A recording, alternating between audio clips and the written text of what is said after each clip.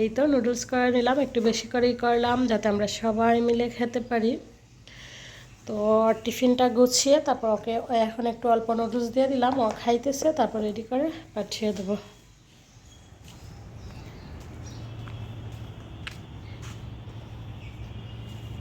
Now.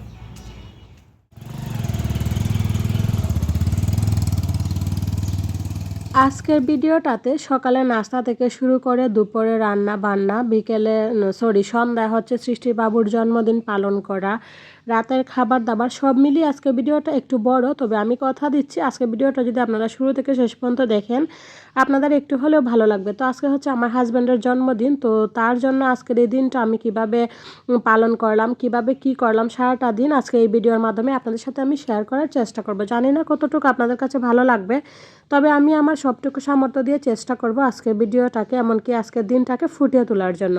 Hello everyone, good morning, welcome back to my channel Shyamal তোমার সংসার। কী অবস্থা সবাই কেমন আছেন? আমি আশা রাখতেছি যে যেখানে আছেন সবাই খুব ভালো আছেন আর সুস্থ আছেন, আর আমরাও আপনাদের দোয়া, ভালোবাসা এবং ভগবানের আশীর্বাদে ভালোই আছি। আজকে হচ্ছে আমার স্বামীর জন্মদিন। আপনারা সবাই সবার জায়গা থেকে আমার স্বামীর জন্য আশীর্বাদ করবেন যাতে ও সব সময় ভালো থাকে, সুস্থ থাকে।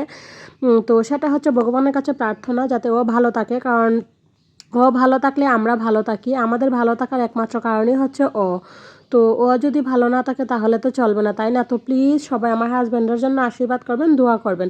তো যাই হোক, সকালের নাস্তা বাস্তা রেডি করে মেয়েকে স্কুলে পাঠিয়ে ওর বাবাকে খাওয়াইয়া আমিও খাইয়ে আবার চলে আসলাম। ওই যে কাপ প্লেট বাটিগুলো বসে সেগুলো ধোয়ার জন্য, সেগুলো ধুয়ে নিব, ধুয়ে তারপর হচ্ছে আদার্স যে কাজকর্ম আছে সেগুলো করে নিব। তো প্লিজ কেউ স্কিপ করবেন না, শুরু থেকে শেষ পর্যন্ত ভিডিওটা দেখেন। আমি আশা রাখতেছি একটু হলেও ভালো লাগবে।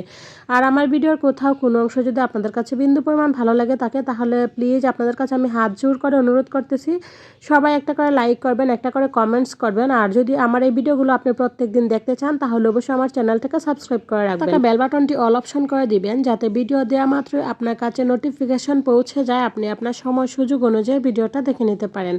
আর যারা প্রতিনিয়ত এই কাজগুলো করে আমার পাশে আছেন, আমাকে সাপোর্ট করে যাচ্ছেন, আপনাদের সবাইকে জানাই আমার অন্তরস্থল থেকে অসংখ্য ভালোবাসা। তো সকালে নাস্তা বাস্তা কমপ্লিট করে এই তো কাপ বাটি যা ছিল সেগুলো ধুয়ে নিলাম, ধুয়ে আবার পানি শুকাইতে দিয়ে দিব। পানিগুলো শুকাইয়ে গেলে তারপর হচ্ছে আমি এক এক করে কিচেন রেখে দিব। আর কালকে যে ধুয়ে রাখছিলাম কিছু বাসন কুসন সেগুলোর তো পানি ঝরে গেছিলো, দেখছিলেন আগেই আমি রেখে দিছিলাম কিচেন র্যাগে। তো যাই হোক, এবার চলেন এইগুলোকে আমি পানি ঝরতে দিয়ে তারপর হচ্ছে অফ ক্যামেরাতে আর কি সকালে আরেকটু নাস্তার আয়োজন করছি। সকালে তো অল্প একটু নুডলস করছিলাম, সবাই মিলে খাইছি, শুধু একটু নুডলস খাইলেই তো আর ওদের হয় না। তো সেই জন্য ওই তো ডাল বোনা করে নিচ্ছি আর রুটি করছি। তো একটু নুডলস আর চা দিয়ে আমার হয়ে যায়, কিন্তু ওর বাবা তো আসলে এতটুকু খেয়ে থাকতে পারে না, কারণ কাজের মানুষ বুঝে নেই। তো সেই জন্য এই তো রুটি করে নিলাম, তারপর হচ্ছে ডাল বোনা করে নিলাম, তার সাথে ডিম ভাজি। সকালে নাস্তা কমপ্লিট করে এই যে দেখেন আমি আমার কিচেনটাকে সুন্দর করে ধুয়ে মুছে ফ্রেশ করে নিচ্ছি। এত ভালো লাগতেছে, আর ধোয়া মোছা এত সুন্দর কিচেনে বারবার রান্না করতে মন চায়, তাই না? সব গৃহিণীদেরই মনে হয় এরকম হয় যে এত সুন্দর পরিপাটি কিচেনে রান্না করার জন্য দ্বিগুণ আগ্রহ বেড়ে যায়। আমার কাছে তো ভীষণ ভালো লাগে এরকম পরিপাটি গোছানো রান্না করে, মন চায় যেন আমি সারা দিন রান্না করি। তো যাই হোক, এবার চলে যাব বেডরুমগুলো গোছাবো। আমার ছোটো মেয়ে ঘুমেছিল যার কারণে বেডরুমটা গোছাই। সকাল থেকে শুরু করে দুপুরে রান্না বান্না, খাওয়া দাওয়া, তারপর থালা বাসন ধোয়া, ঘর দর ঝাড়ু দেওয়া, এই পর্যন্ত খুব ব্যস্ততার মধ্যে সময়টা কাটে, যার কারণে অনেক সময় অনেক কিছু শেয়ার করতে পারি, অনেক সময় অনেক কিছু শেয়ার করতে পারি না। তবে আজকে খুব ভালোভাবে আমি সব কিছু শেয়ার করতে পারতেছি, যার কারণে ভিডিওটা আরেকটু লম্বা হচ্ছে আর কি। তো যাই হোক, আবারও বলতেছি কেউ স্কিপ করবেন না, শুরু থেকে শেষ পর্যন্ত দেখবেন, আমি আশা রাখছি ভালো লাগবে। তো যাই হোক, সকালে রান্না বান্না, খাওয়া দাওয়া সব কিছুর পর্ব শেষ করে আবার চলে আসলাম বেডরুমে। তো যেহেতু শীতকাল বোঝা নেই, আর বাচ্চা তো এমনিতে একটু বেশি ঘুমায়, আমার মেয়েরা শীতকালে কি বলবো গরমকালেও মানে সকালে একটু লেট করে উঠে। যদি সৃষ্টির স্কুল খোলা থাকে তাহলে তো আমি তাড়াতাড়ি ডাক দিয়ে তুলি, আর না হলে তুলি না, যখন মন চায় তখনই উঠে। ছোটো মানুষ, এই যে এই বয়সটাই তো খেলাধুলার বয়স, ইচ্ছা মতো একটু ঘুমানোর বয়স, ঠিক না? যখন বড় হবে ধীরে ধীরে তখন যত বড় হবে তত চাপ বাড়বে, তো সেজন্য আমি ডাক দিই না, ওদের যখন মন চায় তখনই ঘুম থেকে উঠে।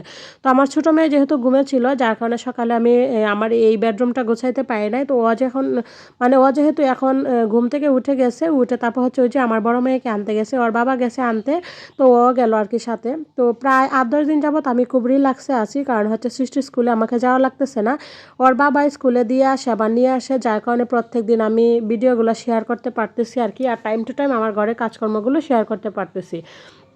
আর প্রত্যেক দিন স্কুলে গেলেও ভিডিওগুলো কিন্তু আমি শেয়ার করি, তবে একটু হয়তো টাইম এদিক সেদিক হয়ে যায়, কী করবো বলেন, একলা মানুষ, সব দিকে ম্যানেজ করতে গিয়ে তো অনেকটা হিমশিম খাই, তো অনেক সময় দেখা যায় আর কি টাইমটা একটু এদিক সেদিক হয়ে যায়।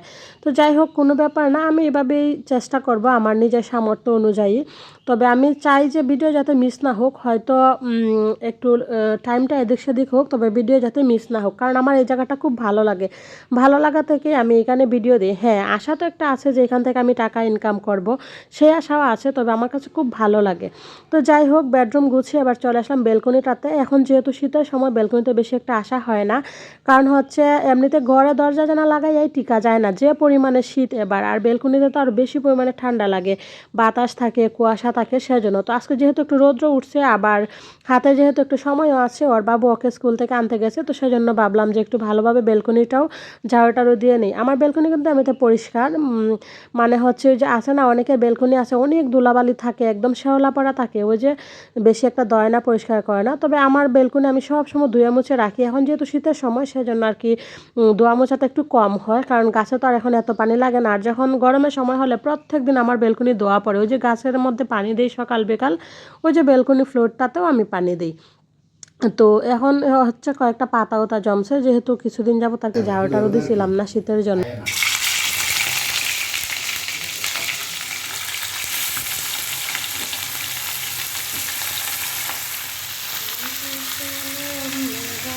দুপুরে রান্নাবান্না বসিয়ে এবার চলে আসলাম ডাইনিং রুমে। সকালে যখন সৃষ্টিকর বাবু নিয়ে আসছিল স্কুল থেকে, তখন কিছু বাজার সদাই নিয়ে আসছিল।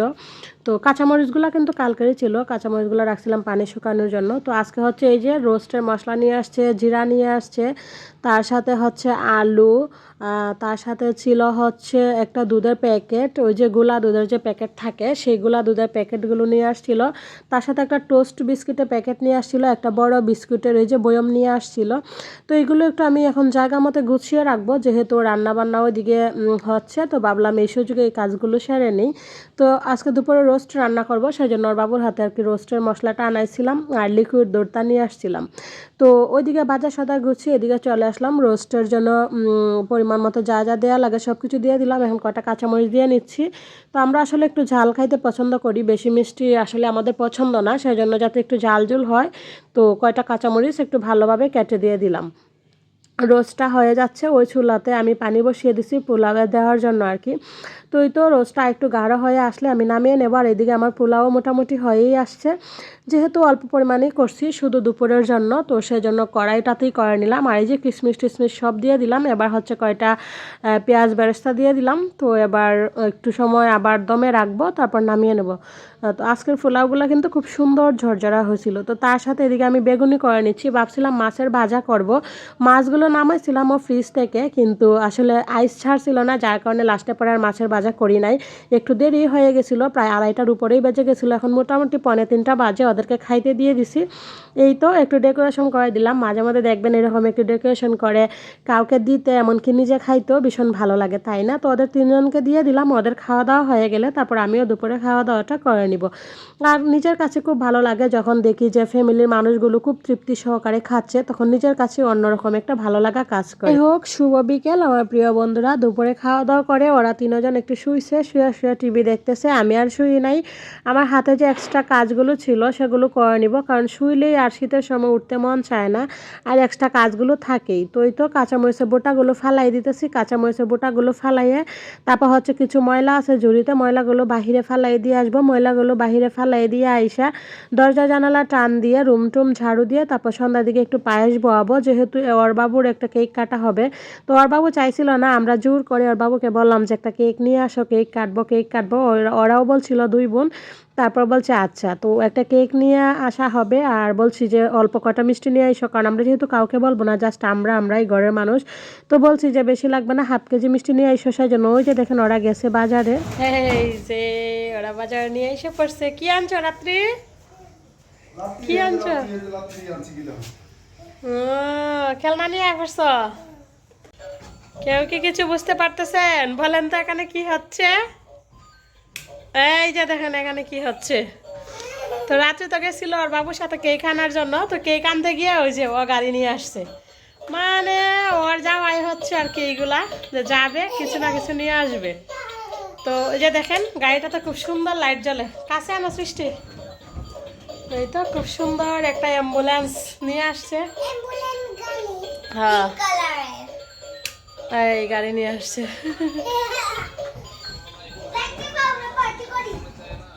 এদিকে কি নিয়ে আসছে চলেন কাছ থেকে একটু দেখাই। এই যে এখানে আছে হচ্ছে মিষ্টি,